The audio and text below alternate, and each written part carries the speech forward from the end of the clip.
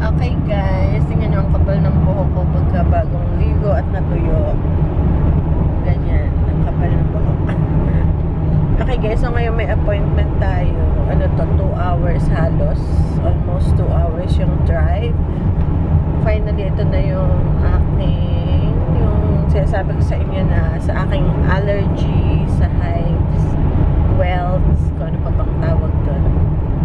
Yeah, food allergy, na pag may kinain ako, or yeah, it's either may nakalusot na gluten, or soy sauce, or meat, beef, pork, yan, nangangati ako.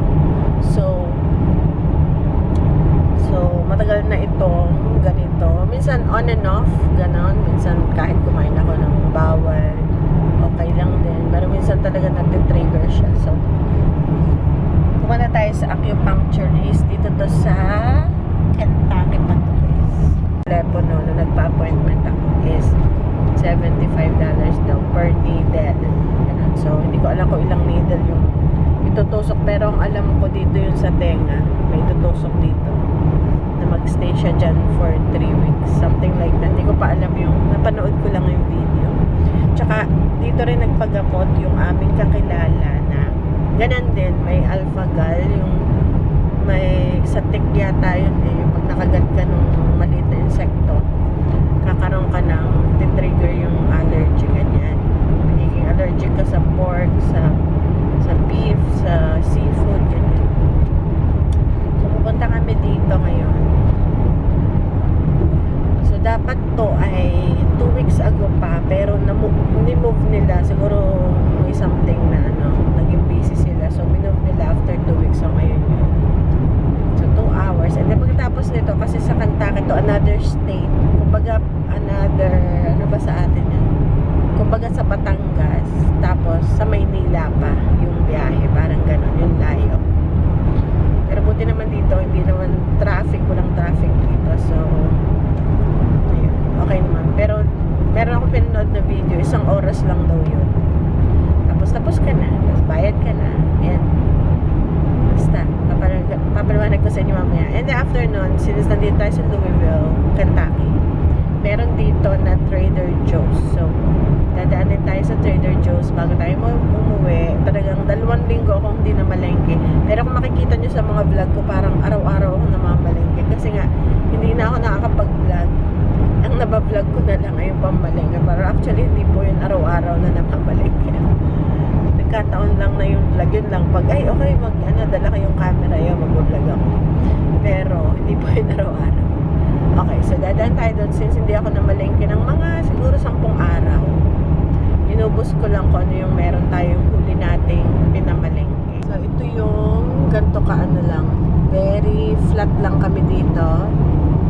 At mapuno, di ba pag nag-vlog ako, walang kadahon-dahon ng winter, yan na, pagka spring ngayon eh. Spring na pa-summer na, yan, lumalabas na yung mga puno. Yan, ganda na, green na ulit. Para lang sa Pinas pagka summer, construction dito. So sana hindi naman siya magka-traffic. Alright guys, so nandito na tayo sa highway. So 1 oras at kalahati pa. Okay guys, malapit na tayo. Nandito na tayo sa San Juanico Bridge. Parang ano to, bagong pinta yung bridge. So malapit na tayo. Ay, teka pala. 11 more minutes pala. So almost 2 hours yung biyahe. So wala namang traffic. Kasi dito sa America guys, hindi masyado ma-traffic.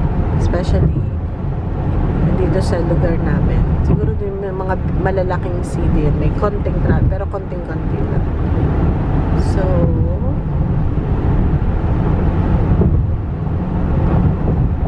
ayan na. Welcome to Kentucky! So, nasa Kentucky na tayo. Dito nagsimula ang Kentucky Fried Chicken.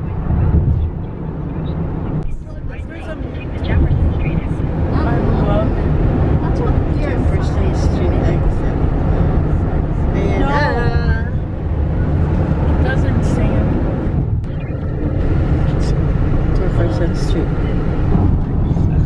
Pero alam niyo guys, dito sa ano, pareho lang yung mga pag pupunta ka sa isang lugar, magkakamukha lang sila. Ito na. Let's see, we're here na agad. Ito na yun. Yung mga test.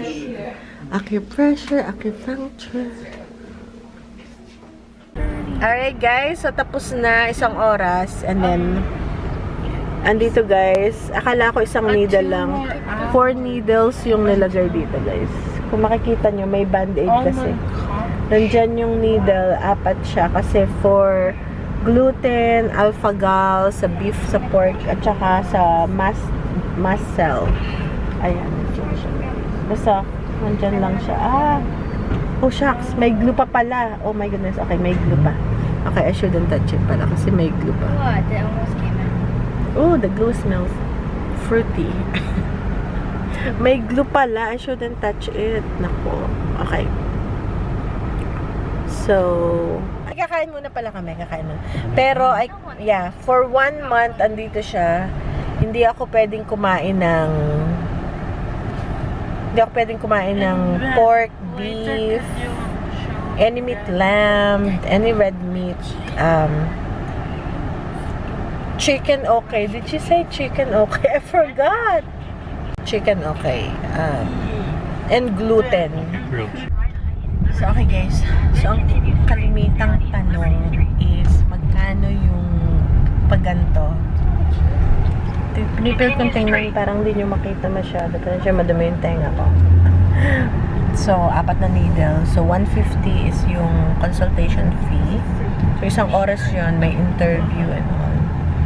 And then, 75 each per needle. So, 450. 450 in total. Wait, baby. So, yun guys. So, babalik ako sa July na. After 67 weeks. Na-touch ko siya. So, may glue kasi yung glue din. So, pag maliligo ako, binigyan nila ako na yung cup. Yung cover para pag maliligo ka, hindi mabasa. So, try talaga avoid na wag maligo. Pwede namang maligo, kaya lang wag babasahin, bawal magsiswimming, bawal yun, bawal. So, after 4 weeks, ako na yung magtatanggal. Iti-tweezer natin siya. Yung, sabi doon, yung nakadikit na dun sa parang band-aid, kasasama na yun. Or kung hindi man, may hook yun. Pupul mo lang. Walang sakit siya, guys. Meron hindi masasabing sakit. Tingling lang. Ganun. Very, lang siya. Hindi siya invasive or something. Yung tinest sa akin is alpha-gal. Na-test ako, meron akong alpha-gal. Yung sa beef, sa pork. And, tapos, sa WBC, mast cells, yung, siguro nag-active yung aking white blood cells. Yun. Mas marami, di ba? Nakatakot yun. Tapos, sa gluten. So, kaya 4. So, $450 guys. Para sa 4. Pero kung isa lang, 1 needle lang, 150 plus 75. So, 225 lang. Depende kung dalawa, edi basta plus 75 per needle. Tapos, pero ang matagal dun yung interaction, yung tatanungin ka niya yung history mo, ano ba yung history mo, ba't ano nangyari, ba't yun. Tapos, itetest ka niya with, radio frequency. Parang, kailangan yung paa mo na sa sahig talaga. And then, may hawakan ka na parang yung sa frequency. Tapos, itetest doon kung, basta super, siya, super unique yung i-update ko kayo kung ano bang mangyayari dito. Kailangan siyang hindi mabasa kasi magpa-pop out yung needle. Hindi na siya effective. Magpa-pop out. So, pag nag-pop accidentally, if it's parang, kasi sometimes yung natin is oily, so may tendency na mag-pop out siya by itself.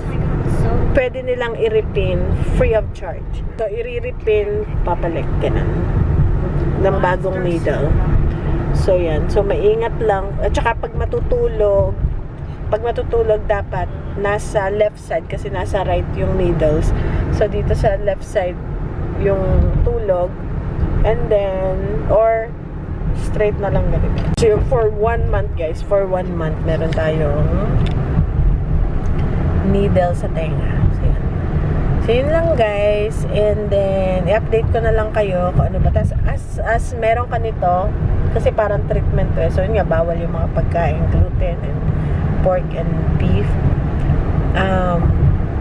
Meron ka mararamdaman system mo na umiigi, something like that. Merong something na naggumagaling sa iyong sistema. So yun, so abangan din natin yan.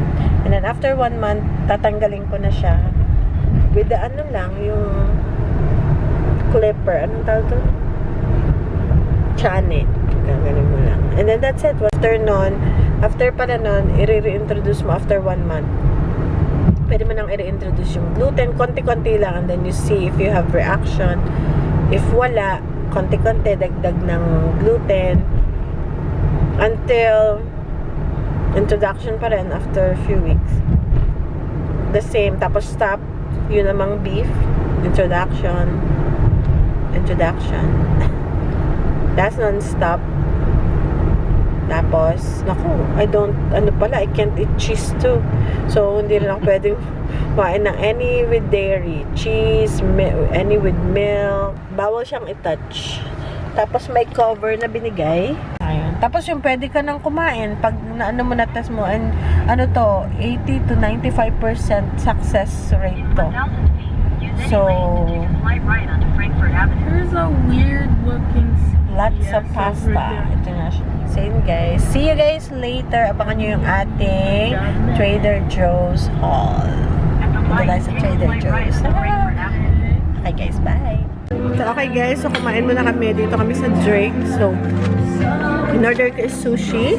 Ayan, hindi ko alam raw salmon pala yun. Hindi ko guys alam raw pala yung salmon. I didn't know. Ayan yung kay Ben, kids meal. Yung kay Daddy, wow, mga bawal sa akin.